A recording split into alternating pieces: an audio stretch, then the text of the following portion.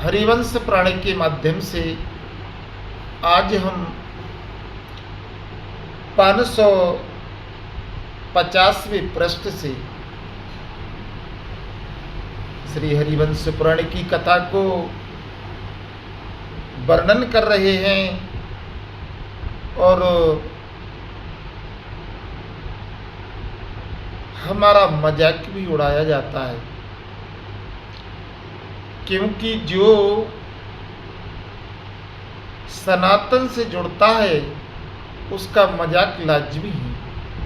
वो जिसका विरोध नहीं होता है, मजाक नहीं होता है, वो काम सफल भी नहीं होता है। और हमें जो हरिवंश पुराण में अपने हृदय में अनुभूति हुई है हरिवंश पुराण के माध्यम से, वो शायद प्रभु की कृपा ही होती है। और जब तक प्रभु की कृपा नहीं होती, जब तक शास्त्र पढ़ने का मन नहीं लगता है, बल्कि हमारे साथी बैठने वाले हम उनसे कहते हैं कि थोड़ा शास्त्र की ओर ध्यान दें, तो कोई सुनने वाला नहीं मिलता है। और इतना ही नहीं, हम कथा का वर्णन करते हैं और हमारी कथा को YouTube पर सुनने वाले भी बहुत कम मिलते हैं। और मेरा निवेदन है कि मेरी कथा को सुने, सब्सक्राइब करें ना करें ये भी कोई बात नहीं है, क्योंकि आप खुद समझदार हैं। तो हरिवंश पुराण के 550वें पृष्ठ से और ये 75वां अध्याय है इंद्र और उपेंद्र का पुनर्युद्ध, उत्पातों का प्रकटन। और श्री ब्रह्मा जी अज्ञान से कश्यप और अतिथि का बीच में आकर दोनों का युद्ध बंद करना, फिर सबका स्वर्ग में गमन, अदिति की आज्ञा से सची द्वारा उपहार पाकर पारिजात सहित द्वारका गमन, और पारिजात से द्वारका वासियों को प्रसन्नता हुई। और सत्यभामा के पुण्य व्रत में प्रतिग्रह के लिए श्री कृष्ण द्वारा नारद जी का सुमरण। तो वैशंपायन जी कहते हैं कि नरेश्वर तदंतर महा मनसुई श्री कृष्ण बिलबौद्ध केशव देवी को नमस्कार करके अपने श्रेष्ठ रथ का आरूढ़ हो युद्ध के लिए चली। और रथ पर बैठे हुए प्रद्युसूदन ने यानी प्रद्युम्न ने पुष्कर के निकट समस्त देवगणों के साथ सत्कार पूर्वक खड़े हुए देवराज इंद्र का युद्ध के लिए आह्वान किया। और तब साधुओं की सभा मनोवांछित वस्तु प्रदान करने वाले देवेंद्र घोड़े से जुते हुए उत्तम रथ पर जैन से आरूढ़ हुए। और कुरुनंदन तत्पश्चात रथ पर बैठे हुए उन दोनों देवताओं का देव बस पारिजात के लिए युद्ध आरंभ हो गया।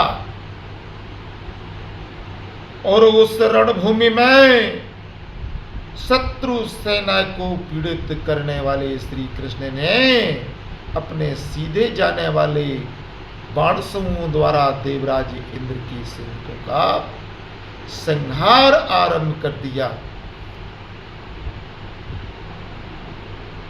और प्रभु के दोनों वीर शक्तिशाली थे, जो भी महेंद्र ने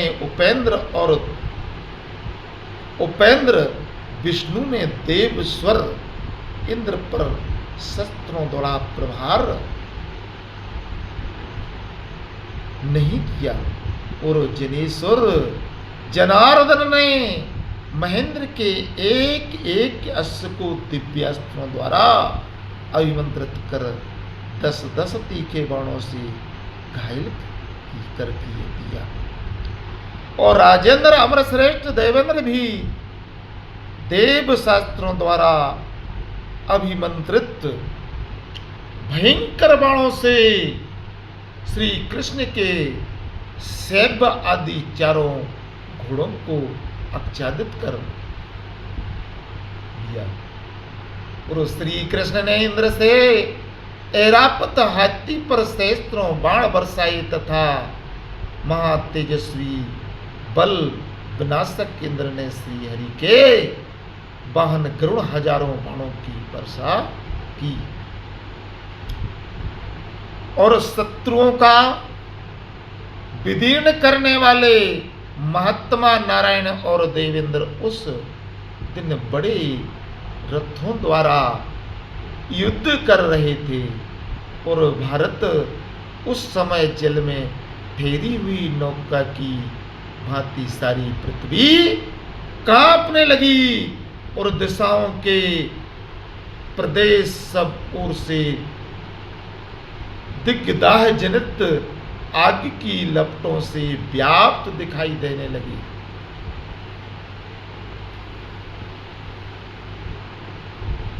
देते थे और बड़े बड़े पर्वत हिल गए, सैकड़ों वृक्ष गिर गए और धरात्मा मनुष्य की धाराशायी होने लगी।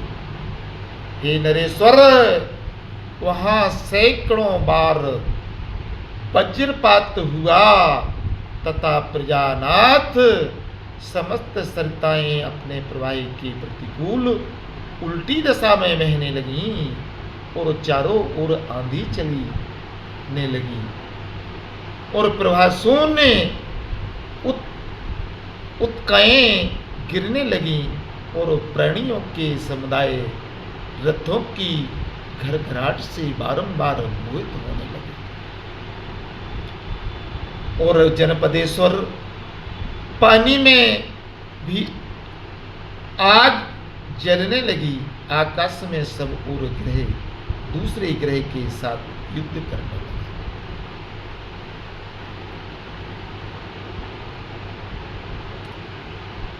और जनेश्वर पानी में भी आग जलने लगी और आकाश में सब और ग्रह दूसरे ग्रहों को साथ युद्ध करने लगे। इतना ही नहीं, सैकड़ों तारे टूटकर स्वर्ग से पृथ्वी पर पड़े और दिग्गज और पाताल निवासी नाग अत्यंत कंपित हो उठे और गधों की भांति घुस्तर और अरुण पर वाले बादलों के टुकड़े पड़े, जोर जोर से गर्जना करते हुए आकाश में छा गए और उल्कापात तथा रक्त की वर्षा गिरने लगी। और नरेंद्र श्रोमणी उस समय उन दोनों देव वीरों का युद्ध में उपस्थित हुआ देख भूमि, अंतरिक्ष तथा आकाश में प्राणी स्वस्थ न रह सके और मुनिगण जगत के हित की कामना से मंत्रों का जप करने लगे। और महात्मा ब्रह्मांड भी बड़ी उत्साहवली के साथ उन्हीं मंत्रों के जप में संलग्न हो गए। तब महा तेजस्वी ब्रह्मा ने कश्यप से कहा कि सुरत, तुम बहु अदिति के साथ जाओ और दोनों पुत्रों को मना करो। और नरश्रेष्ठ तब ब्रह्मा जी से बहुत अच्छा कहकर मुनिवर कश्यप रथ पर बैठ कर गए और दोनों पुत्रों के निकट खड़े हो गए। और बीच में अदिति सत्य कश्यप को खड़ा हुआ देख वे दोनों महाबली वीर रथों से पृथ्वी पर उतर गए और शत्रुओं का दमन करने वाले उन दोनों वीरों ने हथियार नीचे डाल दिए।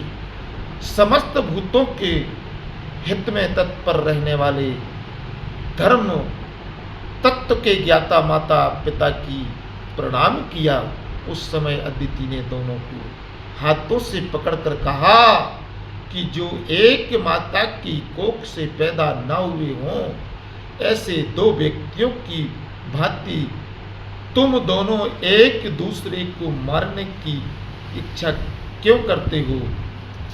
और छोटी सी वस्तु को सामने रखकर यह अत्यंत दारुण कर्म आरंभ हो गया।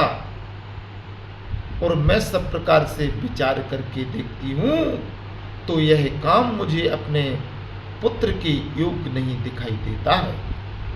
यदि तुम दोनों की माता की बात सुनती हैं और अपने पिता प्रजापति की आज्ञा पालन कर ना है तो तुम दोनों नीचे हथियार डालकर सामने खड़े हो जाओ और मैं जो कहूं उसे मानो। तब बहुत अच्छा कहकर दोनों महाबली देवता स्नान की इच्छा से परस्पर बात करते हुए गंगा तट पर आ गए।